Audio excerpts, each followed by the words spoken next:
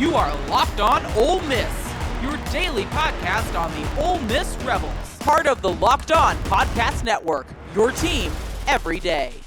Thanks for making the Locked On Ole Miss podcast your first listen every day. We're free and available wherever you get your podcast, including YouTube. We are part of the Locked On Podcast Network, your team every day. Hello, I am Stephen Willis, host of the Locked On Ole Miss podcast.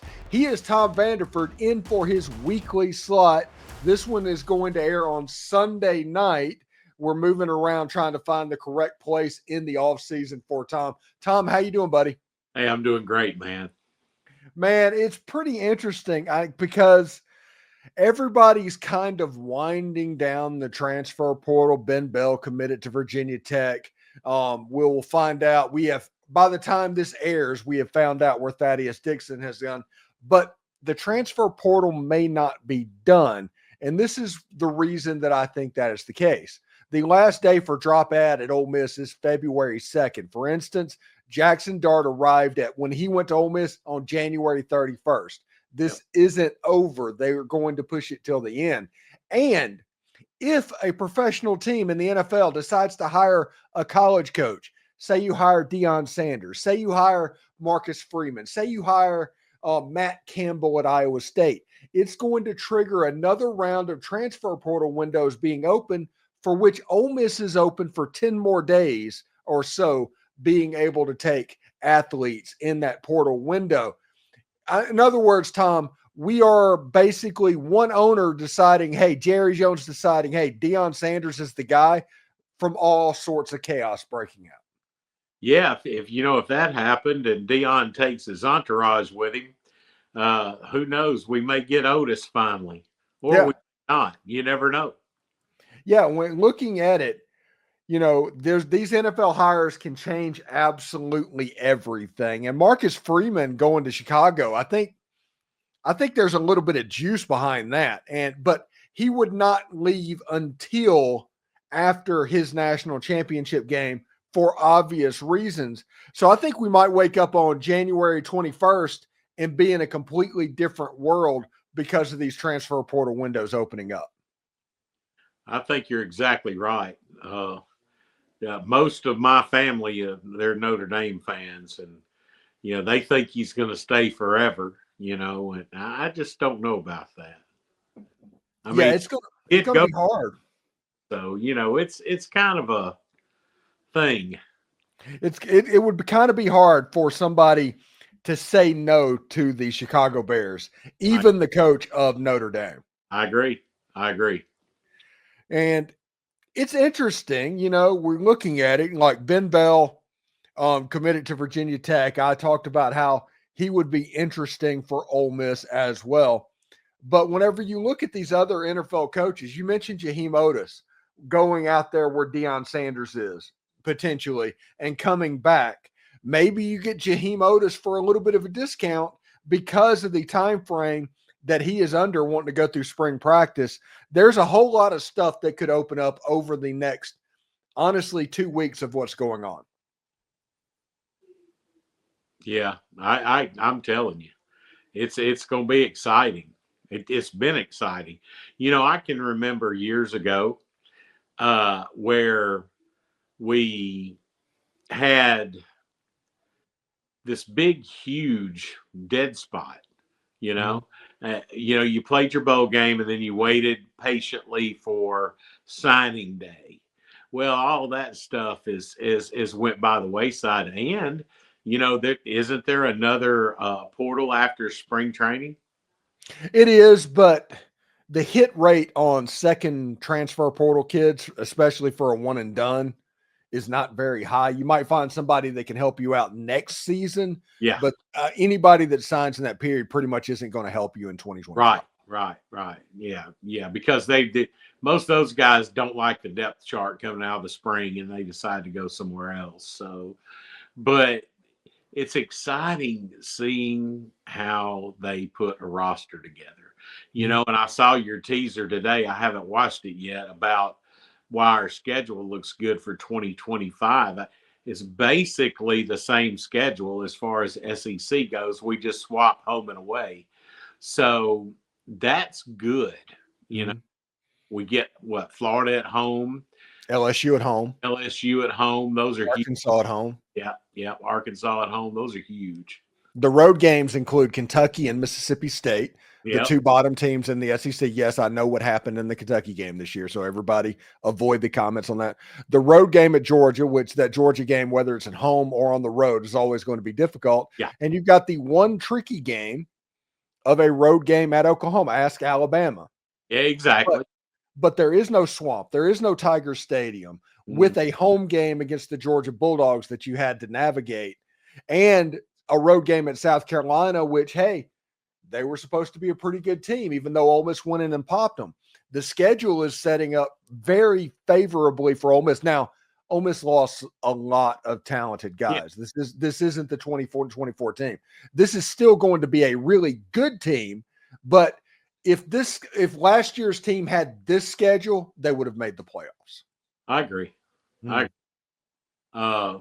If we had I don't know. I'm not going to get started, but I still think we would have won this year if we'd have played Bentley in the Kentucky game and the Florida game. But no use crying over spilt milk. Yeah, it is what it is, and I'm of the the convention that the reason that Ole Miss isn't in the playoff is because of analytics. Yeah, I agree. Yeah. And, my saying is analytics is the old English word for bad football. Yeah. He, when he first got there, the first couple of years, he could do stuff like that to kind of compensate for our lack of depth. But this year we should have took the points, man. Yeah. You got to learn to play as a favorite. Right. The way that Ole Miss needed to play in 2020 and 2021 is not the way that Ole Miss needed to play in 2024. Exactly. Yeah. It's absolutely good. Anyway, when we come back, we are going to shift our focus on over to basketball. We're going to find out what Tom thinks the ceiling of this team is, and we'll talk about the Auburn game a little bit as well. So stand by for that. But first, I do want to let you know this message is brought to you by Prize Picks, a place to get real money sports action with over 10 million members and billions in winnings. Prize Picks has changed the game in daily fantasy sports. Whether it's the playoffs or the regular season, Prize Picks has made it easier than ever to win big while enjoying all the football action. Now, it's playoff time, and there's no better way to get in on the action than with Prize Picks. Here's how it works. You simply pick more or less on at least two players. And if your players hit, you can win up to 1,000 times your cash. That's right. 1,000 times your money just by making a few simple picks. For me, it's all about the hot takes this season, really any season. But this season and this week, I am on Prize Picks looking at Lamar Jackson throwing for more than 250 passing yards and Travis Kelce having more than 70 receiving yards. It's fun to predict and easy to play. Plus, with Prize Picks Flex Play, you can still double your money even if one of your picks do not hit. You can use the app and get your winnings very quickly, sometimes as little as 15 minutes. So ready to run your game this football season? Download the app today and use code LOCKEDONCollege, all one word, to get $50 instantly after you play that first $5 lineup. That's right, $50 just for playing. Don't wait. Take your game to the next level with Prize Picks. Prize Picks, run your game. From the first whistle to the final drive, FanDuel makes the NFL playoffs even more exciting. Right now, new customers can bet $5 and get $300 in bonus bets if you win that first $300 or the first $5 bet. That's $300 to keep the action going. FanDuel is easy to navigate and the variety of bets keeps every game exciting. Plus, when you win, you get paid instantly. No waiting around for your winnings. Whether you're betting on your favorite team or just looking to add some extra excitement into the playoffs, FanDuel has you covered. Just visit FanDuel.com to join today and get started with $300 in bonus bets. That's FanDuel.com. Make every playoff season unforgettable with FanDuel, an official sportsbook partner of the NFL.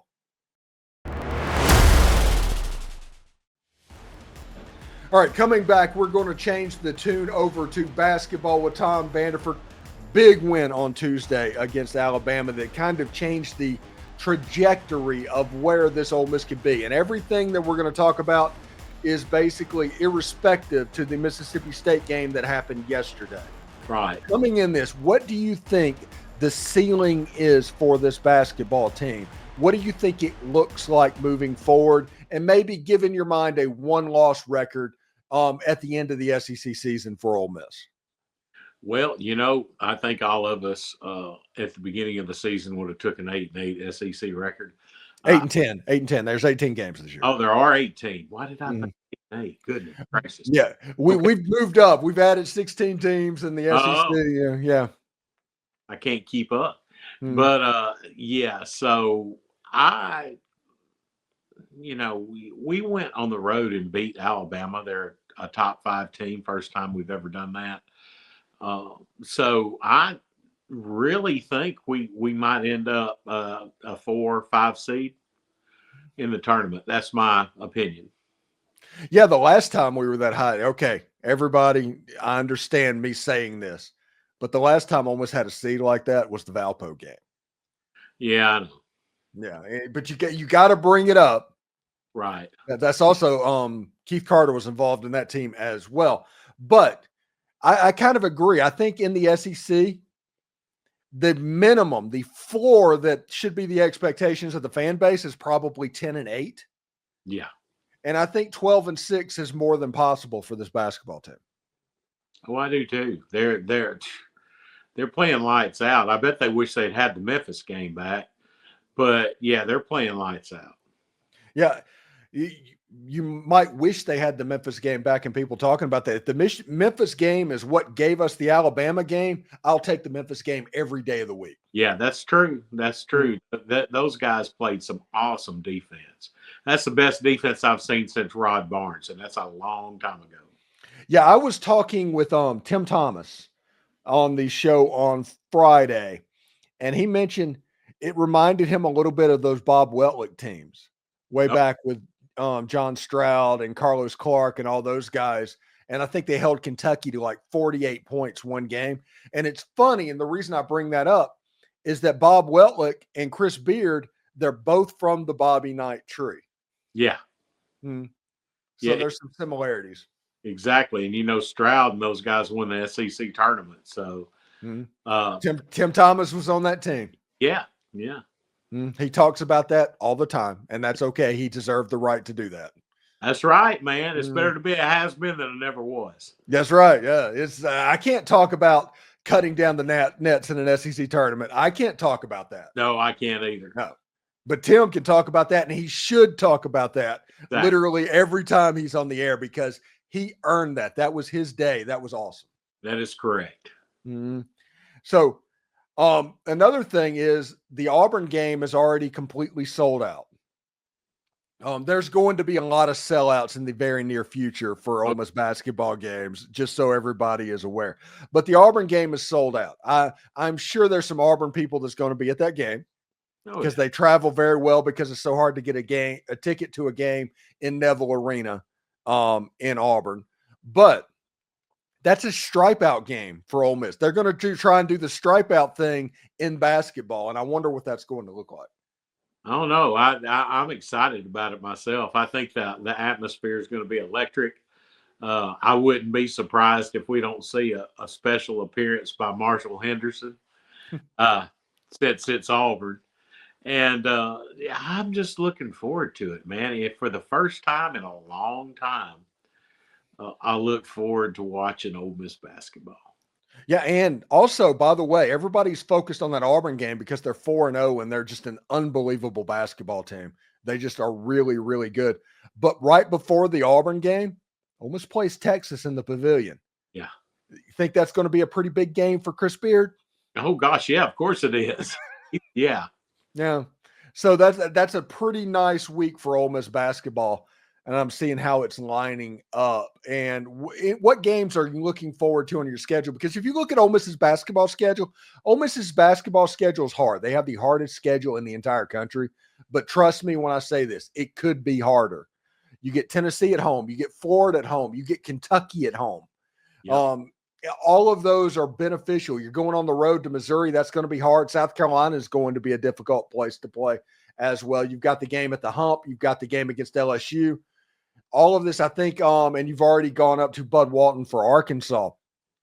But It's a situation where this schedule is about as favorable as it can be for Ole Miss now that you got the win in Coleman Coliseum against the Alabama Crimson Tide. Oh, exactly. Now, and like you mentioned, 3 of our toughest matches are going to be, in the pavilion. So I feel pretty good about that. Looking forward to the Kentucky game. I was impressed watching Kentucky beat State down in Starkville. And, Florida's good. Tennessee's awesome. And we got all 3 of those teams at the pavilion. So I'm not years ago, we didn't really have that home court advantage that I think we're going to have for those 3 games this year. Yeah, I imagine sellouts are going to start coming fast and furious in that. And it's kind of cool to see Kentucky playing Patino ball again. Yeah. They don't look like Cal anymore. They looked like they used to with Rick Pitino. Yeah. And it's a very free-flowing basketball game. They do shoot a lot of three-point shots, but that's what those Kentucky teams in the 90s did as well.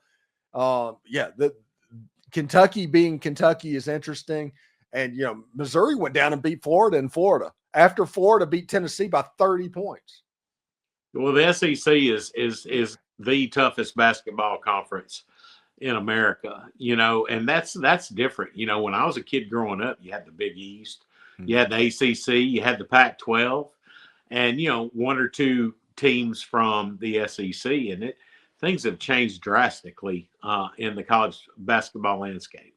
Yeah, should be pretty interesting indeed. Anyway, thanks for making the Locked On Ole Miss podcast your first listen every day. We're free and available wherever you get your podcast, including YouTube. We are part of the Locked On Podcast Network, your team every day. Tom Vanderford, thank you very much for joining us, bud. What do you got going on this weekend, bud? Dude, I'm just going to chill. I got 3 doctor's appointments, but other than that, I think I'm just going to chill out, man. Hey, you've earned it. If anybody's earned it, you've earned it. So take care of yourself, man. Yes, sir. All right. Hotty toddy. Hotty toddy.